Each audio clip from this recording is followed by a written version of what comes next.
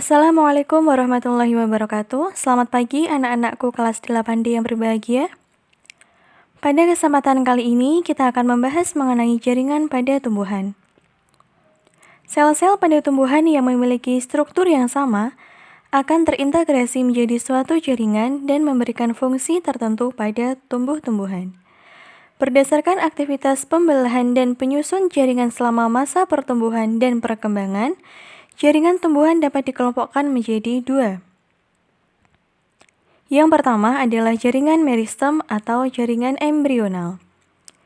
Jaringan meristem atau jaringan embrional adalah jaringan yang sel-selnya aktif membelah secara mitosis. Hal ini menyebabkan sel-sel tumbuhan semakin bertambah dan menyebabkan tumbuhan mengalami pertambahan tinggi dan volume. Berdasarkan asal terbentuknya, jaringan meristem dapat dikelompokkan menjadi dua macam, yaitu yang pertama, meristem primer. Meristem primer adalah jaringan meristem pada tumbuhan yang sel-selnya aktif membelah. Meristem primer pada umumnya terdapat pada ujung batang dan ujung akar. Oleh karena itu, meristem primer menyebabkan pertumbuhan primer pada tumbuhan, yaitu pertumbuhan vertikal, yaitu perpanjangan akar dan batang. Meristem sekunder.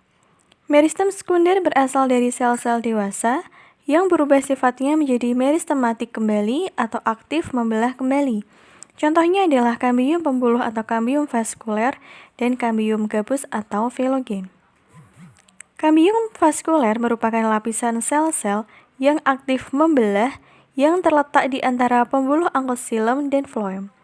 Kambium vaskuler ini banyak terdapat pada batang dan akar tumbuhan dikotil, sedangkan tumbuhan monokotil pada umumnya tidak memiliki kambium vaskuler. Aktivitas kambium ini menyebabkan tumbuhan mengalami pertumbuhan sekunder, sehingga batang menjadi besar. Aktivitas pembelahan kambium vaskuler ke arah dalam akan membentuk xilem sekunder, sedangkan pembelahan ke arah luar akan membentuk floem sekunder. Kita dapat menentukan umur pohon dengan melihat lingkaran tahun atau daerah gelap terang yang terbentuk pada batang pohon. Lingkaran tahun terbentuk karena aktivitas kambium vaskuler yang dipengaruhi oleh musim.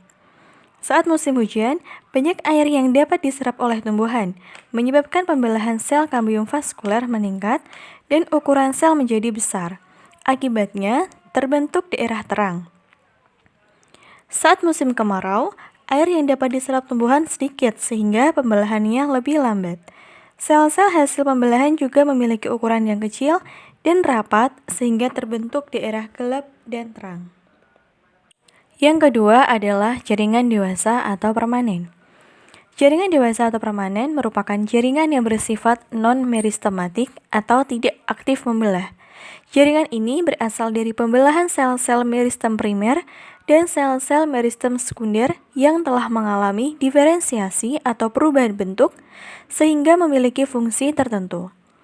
Berdasarkan fungsinya, jaringan dewasa dibedakan menjadi 4. Yang pertama adalah jaringan pelindung. Jaringan pelindung terdapat di seluruh permukaan luar tumbuhan. Tumbuhan membutuhkan jaringan pelindung untuk melindungi bagian dalam tumbuhan dari berbagai pengaruh luar yang merugikan. Misalnya, hilangnya air akibat suhu yang meningkat dan melindungi dari kerusakan mekanik. Contoh dari jaringan pelindung yaitu jaringan epidermis. Sel-sel epidermis dapat berkembang atau modifikasi menjadi alat pelindung tambahan, misalnya stomata atau mulut daun, sisik, trikoma atau rambut-rambut, dan duri atau spina. Yang kedua adalah jaringan dasar. Jaringan dasar merupakan jaringan yang hampir terdapat pada seluruh bagian tumbuhan, sering juga disebut sebagai jaringan pengisi. Jaringan ini berperan penting dalam semua proses fisiologi atau proses metabolisme pada tumbuhan. Contohnya adalah jaringan parenkim. Jaringan parenkim dapat berdiferensiasi menjadi banyak jenis jaringan parenkim lain, misalnya pada buah dan umbi. Parenkim berdiferensiasi menjadi parenkim cadangan makanan yang berfungsi untuk menyimpan cadangan bagi tumbuhan. Pada daun, jaringan parenkim berdiferensiasi menjadi jaringan palisade dan jaringan bunga karang yang berfungsi pada proses fotosintesis. Yang ketiga adalah jaringan penyokong atau penguat. Jaringan penyokong atau penguat merupakan jaringan yang berperan untuk menunjang tubuh tumbuhan. Berdasarkan bentuk dan sifatnya, jaringan penyokong dapat dibedakan menjadi dua macam. Yang pertama adalah jaringan Colenkym. Merupakan jaringan yang berfungsi untuk menyokong bagian tumbuhan yang masih muda. Sel-sel jaringan Colenkym memiliki dinding sel yang mengalami penebalan namun tidak merata. Yang kedua adalah jaringan Sclerenkym. Jaringan Sclerenkym merupakan jaringan penguat yang bersifat permanen. Jaringan Sclerenkym berfungsi untuk menyokong tumbuh-tumbuhan yang sudah tua.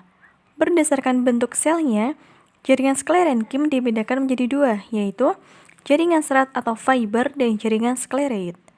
Jaringan serat atau fiber merupakan jaringan yang terdiri atas sel-sel yang memanjang, meruncing pada kedua ujungnya, dan tersusun menjadi atau membentuk benang. Jaringan serat banyak ditemukan pada jaringan xilem. Yang kedua adalah jaringan scleroid. Terdiri atas sel-sel yang pendek dan memiliki bentuk yang tidak teratur. Jaringan ini banyak ditemukan pada kulit kacang dan buah pir. Yang keempat adalah jaringan pengangkut atau vaskuler. Terdiri atas dua jenis, yaitu xilem dan floem.